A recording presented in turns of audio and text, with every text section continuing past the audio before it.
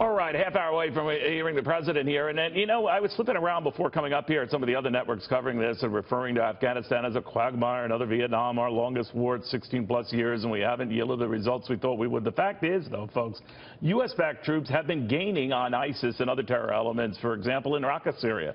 Over half of ISIS forces there are gone. They've been taken out completely. Yet ISIS is still striking and, of course, can inspire attacks, much like we just saw in Barcelona and elsewhere. So what to make of that and the disconnect that seems to be going on here? American Islamic Forum for Democracy's Zuhdi Jasser is here right now.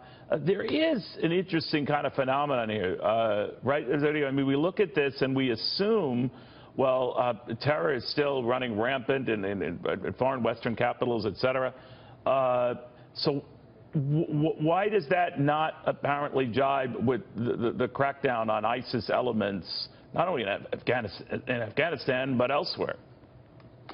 Because, Neil, this is the classic whack-a-mole program, and there is no military solution ultimately. Yes, we can defeat al-Qaeda in Iraq, and as President Bush said in 07-08, they were on the run and almost completely defeated, and then we saw ISIS come out of the vacuums in Syria and northern Iraq as we pulled troops away, and now Afghanistan has in many ways always been a quagmire, but it's part of a bigger global war. We have a war footing against radical Islam, but also political Islam. So jihadism globally is even beyond the scope of the Cold War. When we were in the Cold War against the Soviets, you never had year to year people saying, well, when is this going to be over? Why isn't this over next year? Why is it only 10, 20 years? We're still in a Cold War against Soviet or Russian communism. And the Russians, by the way, are funding the Taliban, are arming them. So we have many forces at play. And right now, I hope what the president's going to do is say, yes, we need some troops to shore up, make sure that Afghanistan doesn't become another vacuum again. But globally, this is not going to be won militarily. We have to promote a muscular liberalism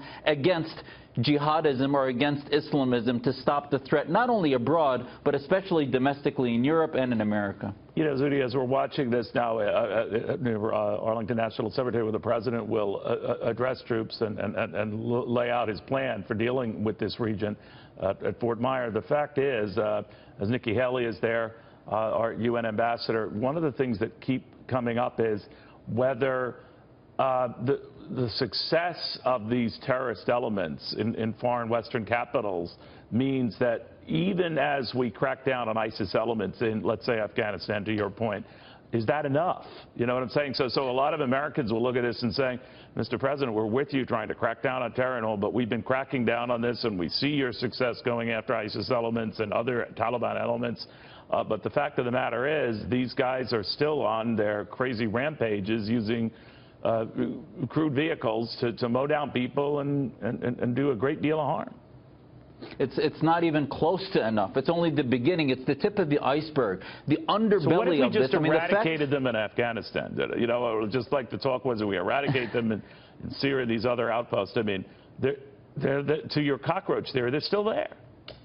The precursor ideologies will be there as long as you have the Islamic Republic of Iran, the Saudi Wahhabis that are fueling it with petro-Islam, the Muslim Brotherhood of Egypt, the Taliban, all these global Islamist movements. Where Islam is in its time in history right now is we need a muscular liberalism to fight that. And the West can't be asleep. Our concept of the secular nation state in a long war of ideas, we need to reinvigorate what we did in the Cold War with the U.S. Information Agency. Reinvigorate public diplomacy programs to embrace and work with civil society, realizing that it's not going to be mission accomplished in 1 or 2 years, but generationally to begin to build a concept of a state within Muslims' consciousness globally that embraces the concept against an Islamic military state. Because, Neil, you can't defeat jihad as long as the Islamic State exists. And when you have an imam like in Spain, where he comes out of prison and wasn't being monitored, has a cell because he believes in an Islamic State sympathy,